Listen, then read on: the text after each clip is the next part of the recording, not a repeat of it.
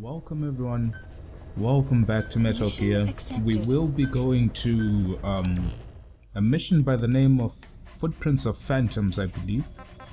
And in this particular mission, there shall be no phantoms.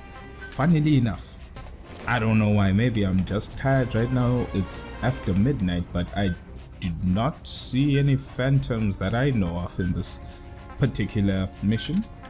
It could just be a metaphor for something else, a metaphor for something else, of course, as is always is with the game, but I can't put my finger on it. But besides that, anyway, we'll be tasked with the objective to go neutralize or extract 4 walker gears, and these will be located in a particular village. My voice seems to be breaking or going away, so I'm gonna cough a little bit. I'll probably edit it out. Yeah, I don't know about that, but anyway, I'll try edit it out anyway.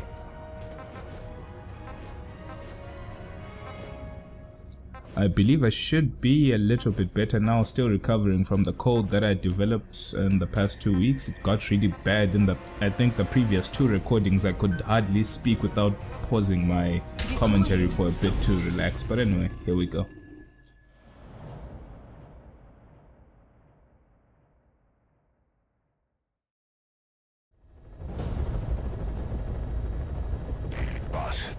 This contract comes from the People's Movement for the Liberation of Angola, also known as the MPLA.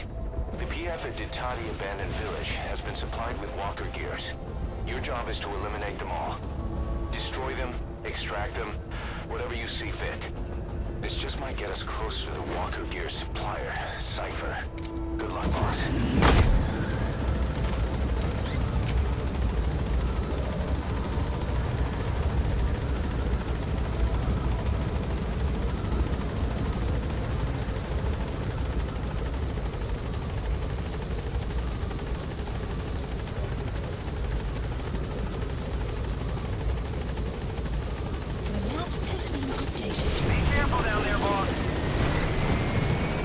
You know, something I wanted to touch on, this is post-commentary of course, there was something I was wanting to touch on in the previous episode, Lingua Franca, but I believe I ran out of time and I couldn't really talk about it. 2 things in particular. I don't know if I can finish both discussions now. We might need to postpone one to the next episode, but anyway, let me stop wasting time. Anyway, like I said before, thanks for watching. I hope you're enjoying Metal Gear as we are playing. It's taken quite a long time to finish the game because there's not really that much time to record and then do commentary. And life problems. Everyone lives. Everyone understands. But what I wanted to talk about is, first of all, in this mission we are sent in to extract 4 walker gears. And like Miller said, it seems as if someone is distributing information on this war technology, probably Cypher, of course. And this took me back to Metal Gear Solid 2. So Metal Gear Solid 2, Metal Gear Solid 1, not particularly anything about the games, just the not exact lore, but some of the situations within the history of those 2 games. When it came to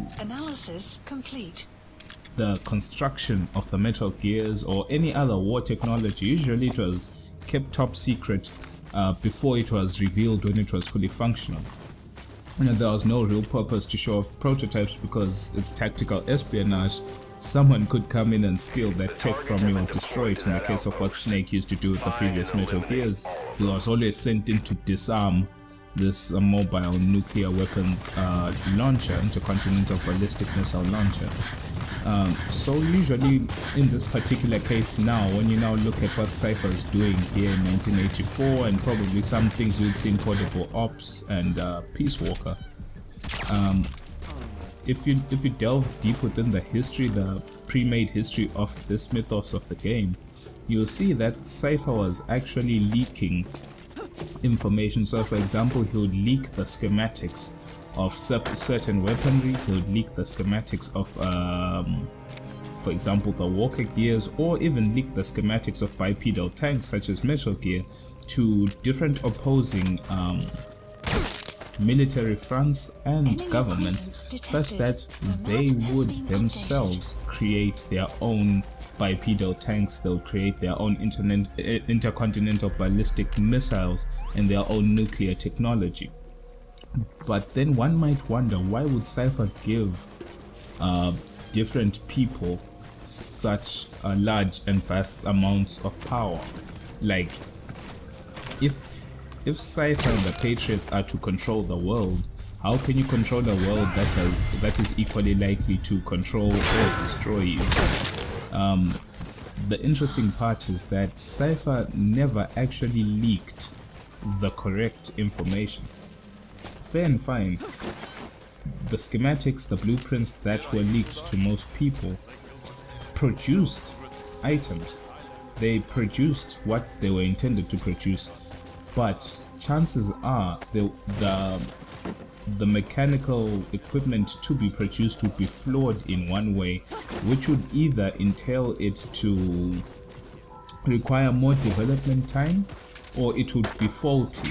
At some point the gadget or the device would fault. At usually a key moment in the story's time in any game, the device will always fault or can be easily controlled by Cypher. One very trivial moment that I personally liked was what happened in Metal Gear Solid 2 when you're playing the plant as Raiden. Literally, Metal Gear Solid 2, one of my favorite Metal Gears, if not the best for me personally.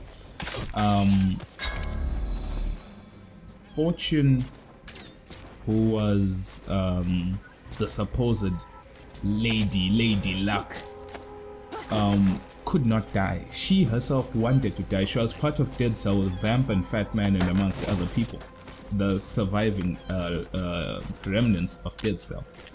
She wanted to die, but she could not die. She had lost her family, she had lost her husband, she had lost her father, she had even lost her child. So really her reason to live was long gone. She was now just a soldier looking for a beautiful death.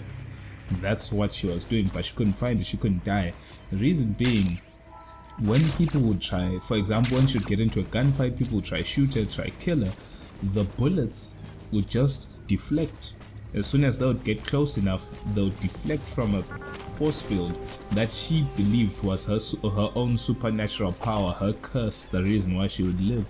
There was even one particular point at a certain strat where some of the soldiers ambushed her, and they had underbarrel grenade launchers on their M4s, their carbines. They would shoot and the grenades were just duds. There was nothing they could do. They would try shoot with bullets and the bullets would deflect away. She just could not die.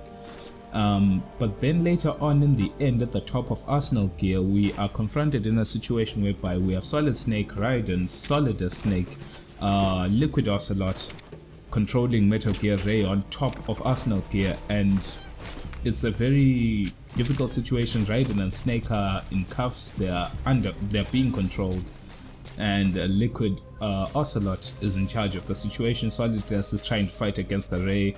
It's a very difficult fight.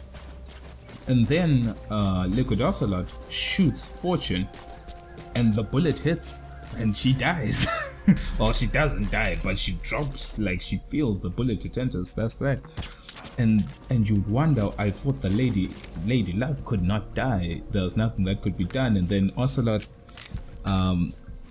moves his coat to the side and taps his thigh and he says, this device is the reason why you've been living this whole time. It's something that's been patented by the Patriots a long time ago. Even I have one, you know what I mean? And they try to shoot him and the bullets deflect and people are like, oh, so I guess she must have been protected by the Patriots device, this piece of software, this technology that they had been using, which is all fair and fine. So in the end, when it comes to all these Walker Gears, these bipedal tanks and all this technology, including that device that deflects bullets, Cypher, the Patriots, the people who are pulling the strings, distribute this information and technology so that other people may use it, but they may not know it themselves. but they're still pawns in the Patriots game. The Patriots are still in control of the situation, and in that case the Arsenal AIGW was in control. That interested me. It was really cool that fortune was being used by the Patriots to achieve certain goals. Sorry for knocking around my cup. I've got some orange juice here and some water. As I said, the flu is killing me, but I'm trying not to die. But anyway, she was a pawn. The Patriots used her till they needed to prove a point or till they had no use for her anymore, and that's when the device failed and she got shot.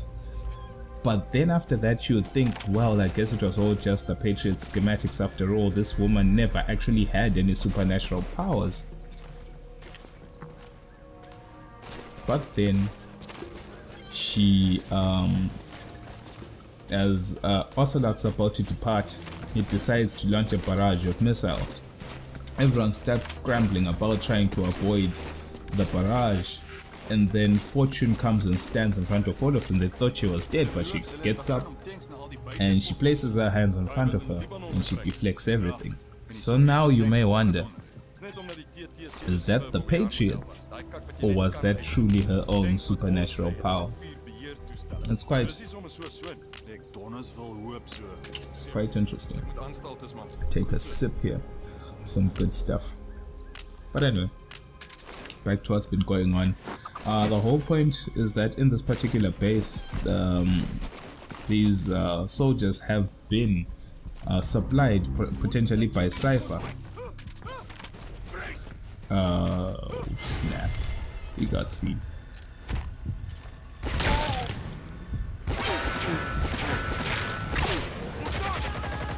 Anyway, Walker gear has been supplied by Cypher, as we can see. So our point is to either eliminate or extract the Walker gear to use it against the soldiers, because since we're now having operations in Africa, the more the African soldiers get equipped with equipment, it would make missions a whole lot more difficult to infiltrate, assault and attack their bases. So of course we're hoping to dismantle their operations and then move in to potentially find some information as to how exactly is Cypher supplying them and for what purpose. But anyway, it's just another case, another situation whereby the Patriots are just pulling strings, giving people information or schematics. In this case, these Walker gears do work, but they are not as potent or as powerful as the D-Walker that we have, that Emmerich has modified, of course. But they are enough to achieve a lot of destruction. So we're just coming here to find out what exactly is going on. What's Cypher doing, supplying these different political parties and soldiers, and for what purpose? Why exactly is he working in Africa? Emmerich had said they are potentially creating a Metal Gear to surpass all Metal Gears. What that means, we do not know. The reason being, we've already seen a prototype of Metal Gear, of the first potential Metal Gear, which actually looked like Rex.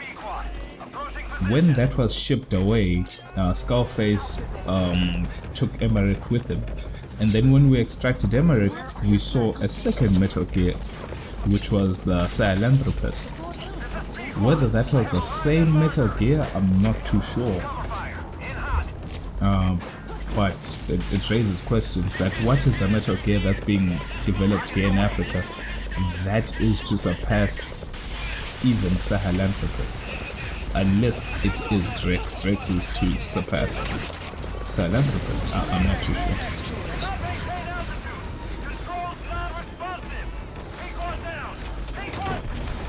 Shot down the chopper. Already a backup chopper. Call it from your iDroid. Not too sure about that. Okay, subject is But for those who are interested in high scores, you are able to extract all the Walker gears, and if you do that, you extract a certain type of plant that's in this area, you potentially don't get seen. I got seen. That's my bad. And if you extract a truck, complete the mission, you should be fine. My only problem was that I did get seen, and there's been a lot of gunfire near the walker gears, which is very dangerous because if there's a rogue grenade or an explosion near one, things could blow up. I'm trying to move around here, trying to use the rocks, and that's when I made a very big mistake. I didn't know the explosion would reach that far. Oops, phone blowing up. Forgive me about that.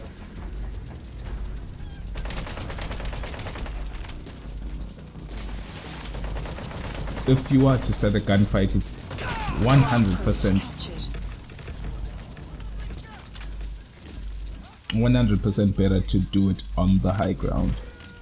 Reason being, the higher you are in this particular area, people below you can't shoot you because of the way the rocks are set up. Development complete. But I believe that should be most everyone of any value actually should be dead. Now we can extract all 3 remaining walker gears and see what happens. Moving on. One thing I do wish for, well, something I wished for in this game, since there is Metal Gear Online where you are competing teams against teams in a competitive multiplayer shooter and stealth game. I understand, that's fine. It's a whole standalone complex. It's its own game, part of the Phantom Pain. And then there's the FOB game mode in which you infiltrate other people's FOBs to extract minerals, soldiers, materials, weapons, you name it, you do it in their FOBs. It's their extension to their mother base. That's all fair and fine. One last thing I wish there was actually more, at least a trace of, is co-op. Just imagine fair and fine, you infiltrate someone's FOB. What if you could infiltrate someone's FOB with a friend? Be like, yo, there's this one high level guy who keeps on stealing from me, but there's nothing I can do. He's so much better than me. Could you help me? You infiltrate together. Or you could say, I keep on getting infiltrated by a high level soldier. Could you come help me defend against this guy? That would be so cool. And one last thing personally for me that I wish was implemented 100% was just doing main missions and side ops in co-op. Think about it, think about this particular mission. We were sent in to extract walker gears. Wouldn't it have been cool to potentially call over a friend? We do some multiplayer, well, online, LAN, you name it, and I go in the front, I distract, maybe I deploy with a tank, I drive near the base while my friend goes round the mountain that was at the back where the walker gears were at. I move in with the tank, I fire a few shots, people are focusing fire on the tank, I call in a sleeping gas airstrike, knock out some of the soldiers, I get out the tank, I cause a diversion. My friends in the back extracting walker gears. One potential way they could balance it is that if you are co-op, your rating can only be A. You cannot get S style rating, which is understandable. That's what they do when you use your stealth camouflage or any other airstrikes or bombardments or calling for helicopters to kill everybody, is that your rating goes down the more you use it. That's all fair and fine, I have no problem with that. Like I had said, this game to me felt like an extension of Peace Walker, what Peace Walker evolved to be. This is what this game is, and even Peace Walker had co-op on the PSP. I think it could have worked. I don't know. Potentially they were now just rushing deadlines, and it was the first of its kind on console and PC in terms of open world Metal Gear, and so I guess they didn't want to take too many risks. I guess don't want people complaining. But besides that, thanks for listening to all my rambling. I'll try get better soon and try talk a little bit more clear. But besides that, thanks for watching. See you soon. Metro Gear Solid: The Phantom Pain. Unit function added. Extraction arrived at Mother Base. Mission complete, boss.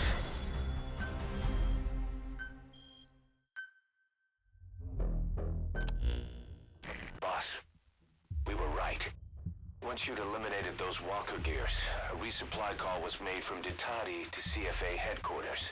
The CFA then contacted none other than Saner. That's right, the shell company that owned Mfinda Oilfield. So Saner was just a front for Cypher. The resupply won't be happening just yet. But we did learn that the walker gears are transported out of Nova Braga Airport. Apparently there's a distribution network on the Savannah that links all the PF outposts. I'll have the intel team investigate this network. If Cypher is supplying PFs with walker gears, the PFs have to be offering them something in return. We follow the money trail. We might just find ourselves on Cypher's doorstep.